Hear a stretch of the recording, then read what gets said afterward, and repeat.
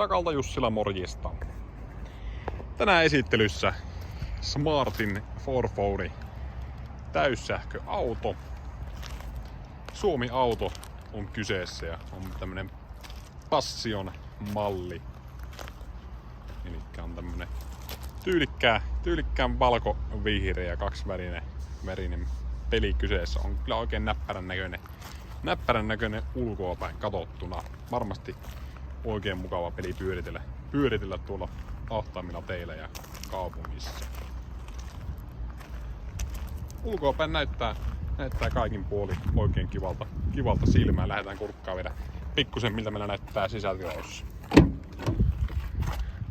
Täältä näkymä aukeaa tyylikäs Smartin sisusta.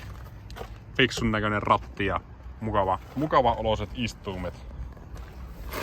Kyytiin kun hyppää, niin täällä tuntuu kaikki tarvittava löytyvä. On tuommoinen hyvän kokoinen keskinäyttö, mistä sitten pääsee erinäisiä asioita tarkastelemaan ja muuten ratista löytyy näppäimet kaikkeen tarvittavaa ja sieltä löytyy sitten ilmastoinnin säädöt ja vaihdekepit sun muuta.